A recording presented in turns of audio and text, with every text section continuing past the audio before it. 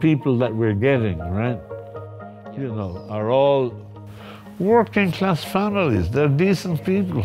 The volunteers that are on the ground, they're receiving people in a respectful and a human-centered way. They want them to come here to vote! These work authorizations are for them to vote! Muchas de las personas homosexuales en Guatemala o en Centroamérica los asesinan.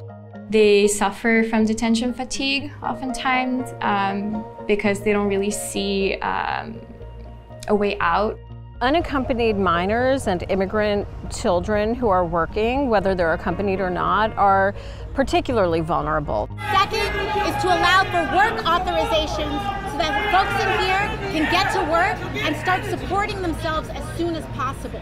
I have a platform that I need to use to help those people that are coming here with practically nothing. Coming up on the Laura Flanders Show, the place where the people who say it can't be done take a back seat to the people who are doing it. Welcome.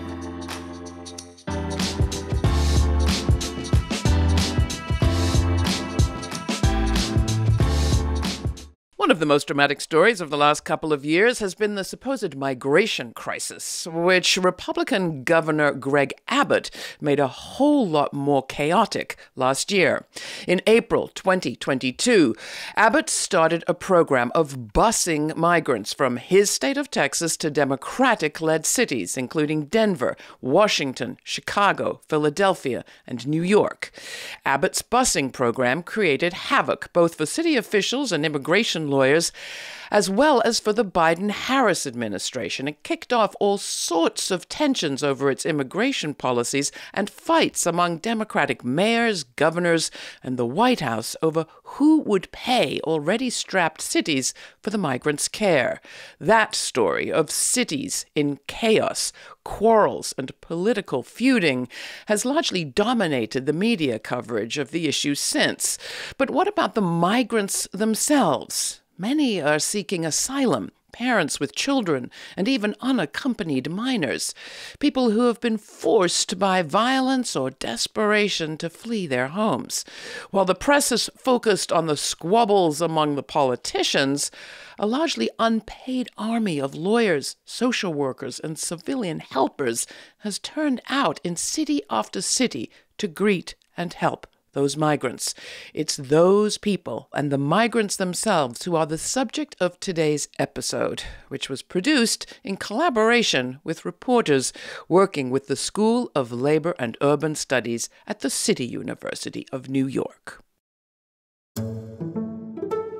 Cuando salí de Guatemala, mi primer pensamiento era solo refugiarme en algún lugar y poder huir de tanto dolor que había enfrentado en Guatemala. Las pandillas son malas con las personas homosexuales, las golpean, inclusive hasta las matan porque no las quieren definitivamente. Entonces esa es la razón por la que no podía estar ahí.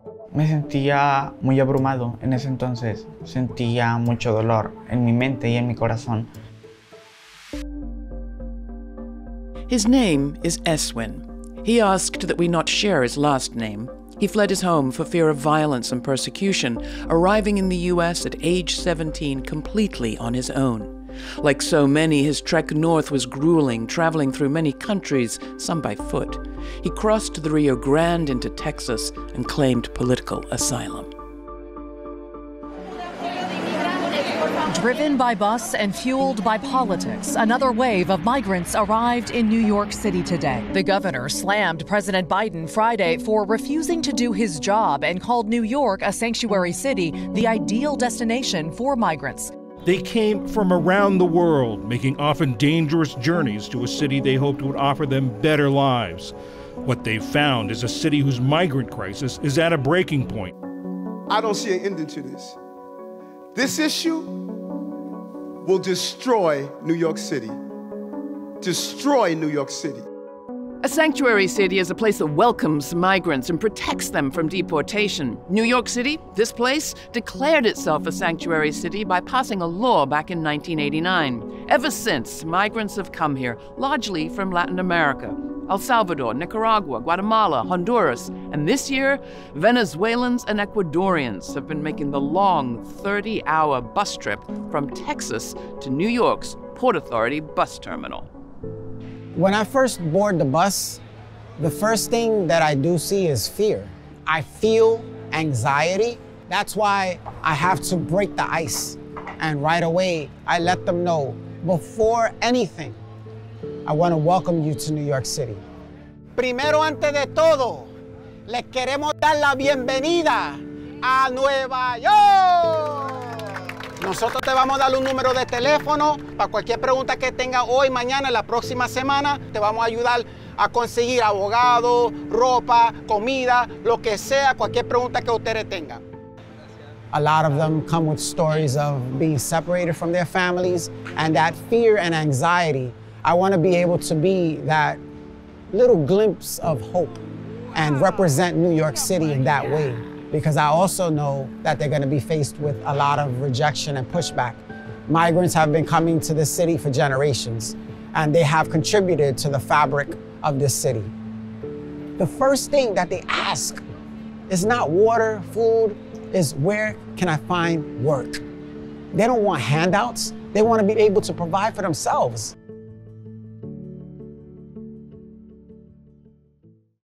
As of the end of October, over 100,000 migrants have come to New York City in 2023. Of them, some 15,000 are unaccompanied minors, teens and kids who crossed the border alone.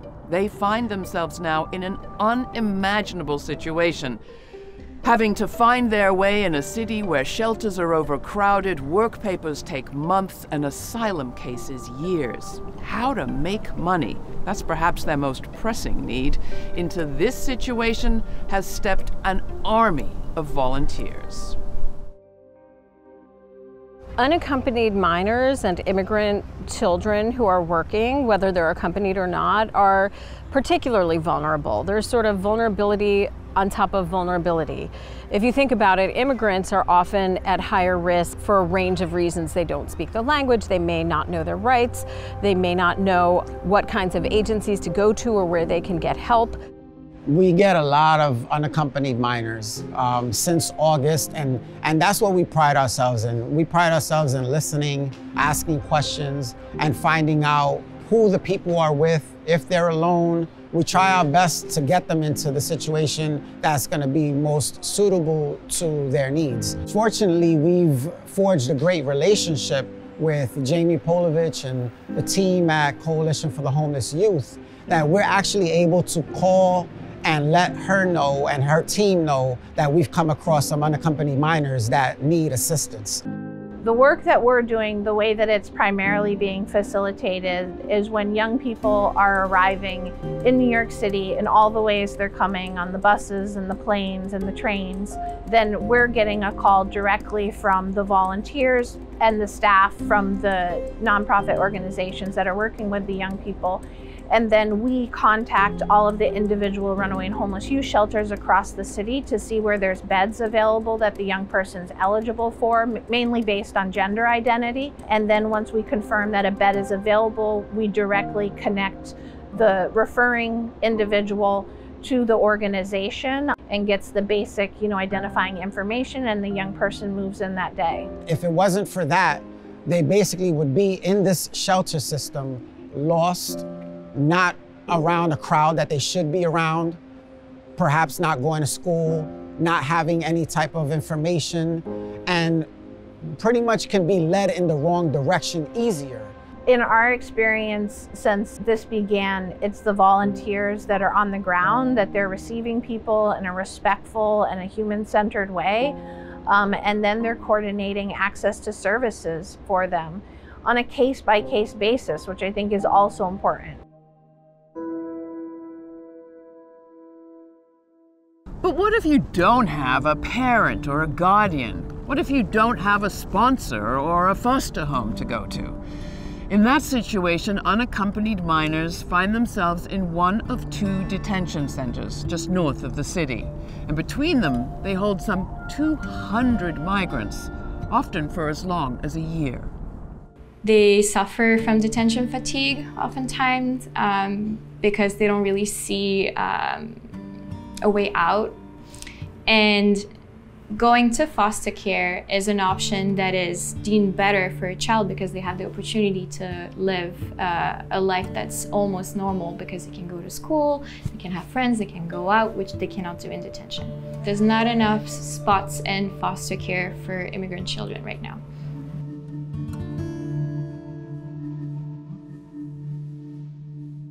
Migrants are required to go through a shelter registration process at the Roosevelt Hotel on Manhattan's East Side. This September, the scene was one of desperation when migrants outnumbered shelter beds and protesters showed up to confront Representatives Nidia Velázquez Adriano Espaillat and Alexandria Ocasio-Cortez. Yeah, and ultimately, I think that there are 3 points of consensus here that are very important in getting a solution to this issue.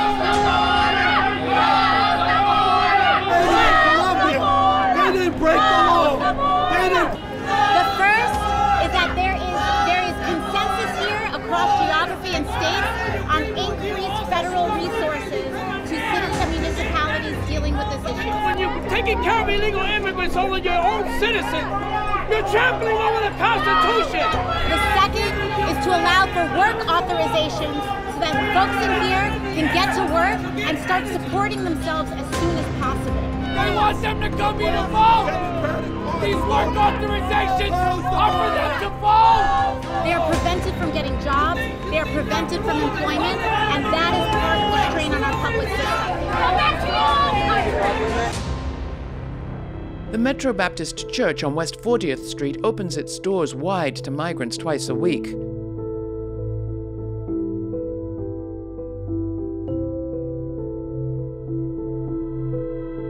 They serve hot food, and volunteer lawyers show up to offer legal help.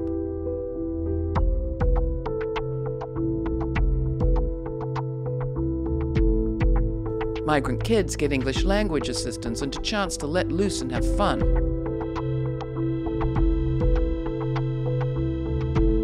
For most, this is the first step in a long and uncertain journey to legal residence. The passage to the U.S. of an Ecuadorian woman, Lady Mancia, is a story of extraordinary hardship and resilience, and the story of a mother doing everything in her power to safeguard her 2 children. Bueno, yo trabajaba como administradora de 3 comerciales. Al momento yo estaba trabajando muy bien porque yo no tenía la necesidad estaba bien, ganaba bien, $500 mensuales, pero al momento ya nos comenzaron a cobrar los de la vacuna, que se llama allá en mi pueblo. Antes de ayer, por donde yo vivía antes, mataron a un niño de 13 años y una pareja. Yo salí desde mi pueblo a Tulcán, de Tulcán llegué a Colombia, en Colombia me fui por la selva. La Selva, or the jungle, is the name given to the Darien Gap, which connects Colombia with Panama. There is no other way to walk from South America to North America but through this dense tropical forest without any road. It took Lady and her family 3.5 days to reach the other side. They were robbed in the jungle and again in Mexico, the second time by the police. Al momento que nosotros íbamos cruzando, el río estaba muy hondo. Lady's son, Anthony, hearing impaired and autistic, grabbed hold of his stepfather and swam across the river. But Lady and her 4-year-old daughter couldn't make it. Ahí nosotros íbamos a cruzar, yo con la niña, pero yo no pude y me regresé. Me iba jalando el río. Yo crucé después de 2 días. Ya mi esposo se entregó a migración, pero los alejaron. When Lady finally arrived in Texas, she learned that her husband had been deported back to Ecuador and her son sent to a detention facility in Maryland. Lady then reached out to artists, athletes, activists, and Power Malou in New York. He helped navigate the bureaucracy. It took a full 3 months for mother and son to be reunited. We're here at LaGuardia Airport. We are waiting Anthony with his mom and his sister, and they're happy and they're waiting for him to return into his mom's arms, to be reunited. We're so happy for this family.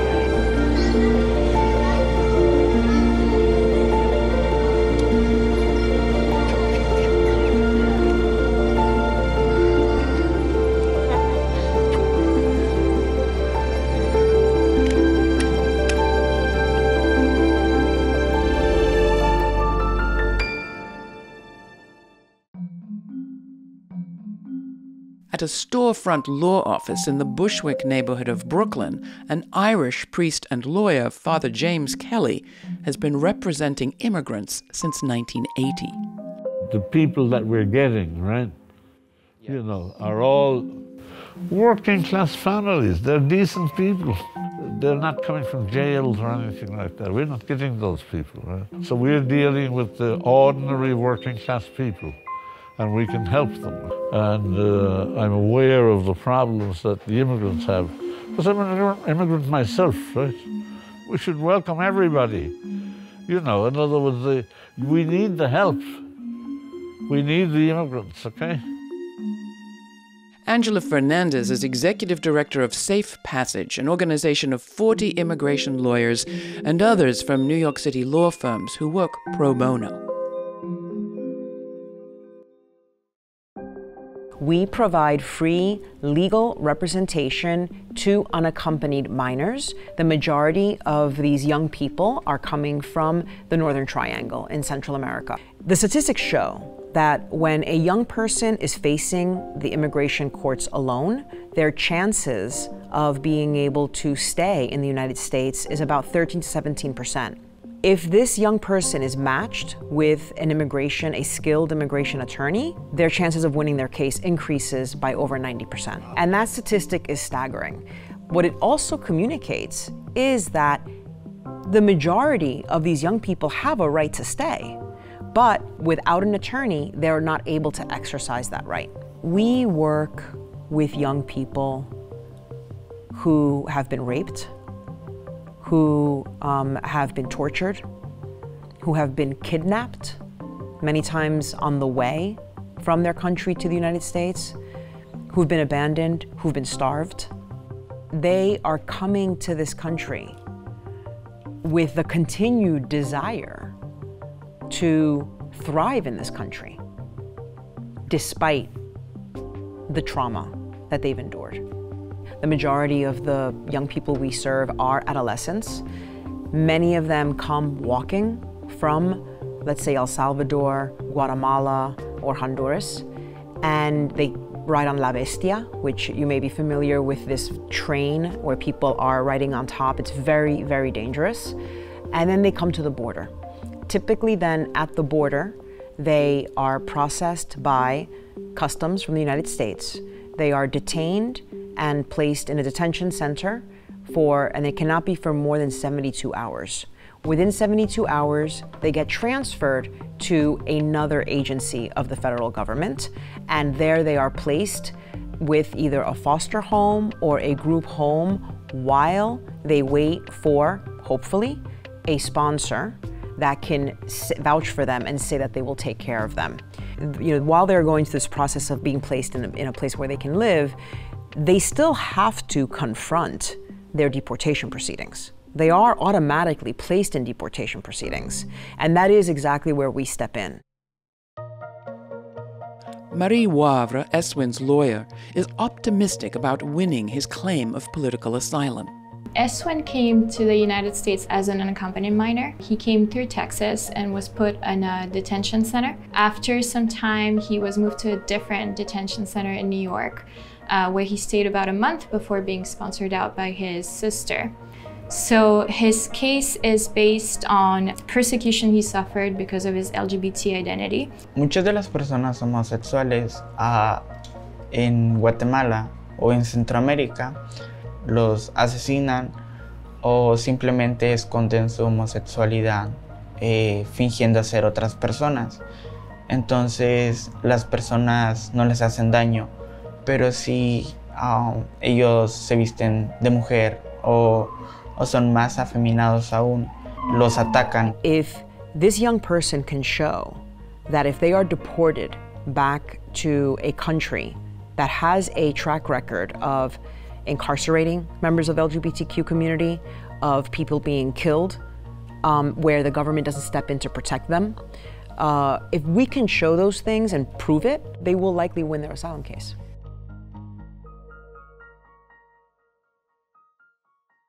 It's one thing to declare yourself a sanctuary city or a sanctuary state, but making it true, it goes well beyond passing a law. In this case, has New York been challenged by the test of migration? Absolutely. But beneath the headlines and all the debate, hundreds of people have risen to the challenge. The city's been tested, but it's been enriched too. So, to Greg Abbott's contention that New York is the ideal destination for migrants, it's not there yet, but it could be. They all go through very difficult experiences. They make a choice to come to this country, and they have goals and dreams like everyone, and they're just trying to make it work in this country. Estoy estudiando, estoy esperando a terminar mis estudios y poder obtener mi diploma para entrar a la escuela de aviación y ser auxiliar de avión. Ver todo desde el cielo, es muy hermoso ver todo desde lo alto. When I was a child, about 7 years old, I remember going with my mom to the HRA offices, and she was trying to get help. I remember family members did the same, and they would bring me along to help them translate. And I would see how they were treated because they didn't speak the language. A lot of times they would be cut short, they would be shooed away, sent around in circles, and I didn't really understand it. And as I got older, I saw that nothing has really changed. And so I made it my duty to be able to step up in this role and commit in that direction of helping people that really don't have someone in this country that can have their back or speak up for them. ¿Cómo te sientes ahora que estás con el niño? Muy alegre, les agradezco mucho a usted y a la fundación que la pertenece y muchas gracias por volver a mi hijo conmigo. Gracias. ¿Cómo te sientes que tiene tu hermanito contigo ahora? Feliz. ¿Contenta? ¿Lo va a llevar al parque? Sí. Vivir aquí en Estados Unidos es increíble porque muchas veces puedo salir sin pensar que alguna persona de mi pasado puede venir a molestarme o puede alcanzar a hacerme daño. Entonces me siento cómodo aquí. What keeps me going is acknowledging that I have some sort of privilege that I need to use. I have a platform that I need to use to help those people that are coming here with practically nothing, no shoes on their feet, no one here in this country to help guide them. And I see how they're being treated. If New York were not a sanctuary city, the economy would ground to a halt. The cultural capital that exists in this city would cease to exist. The dynamism that we feel in communities and in neighborhoods that derive from people coming from all over the world to negotiate their existence together, that would be gone. And then New York City would no longer be New York City.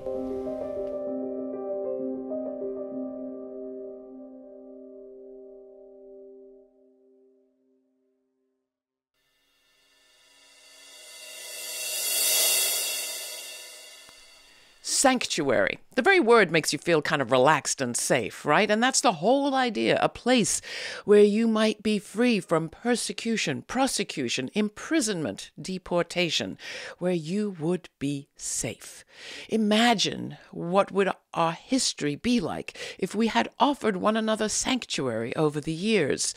Many thousands came here from Western Europe seeking sanctuary.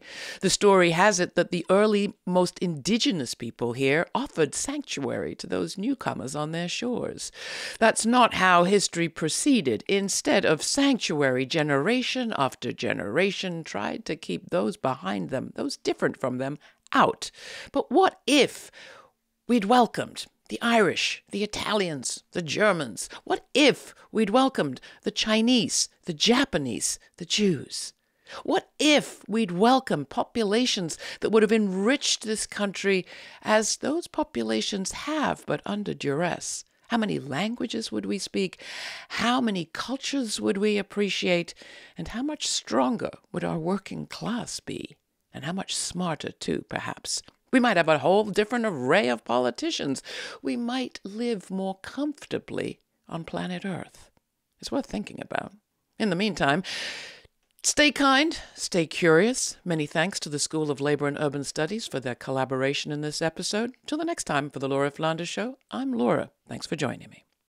For more on this episode and other forward-thinking content, subscribe to our free newsletter for updates, my commentaries, and our full uncut conversations. We also have a podcast. It's all at lauraflanders.org.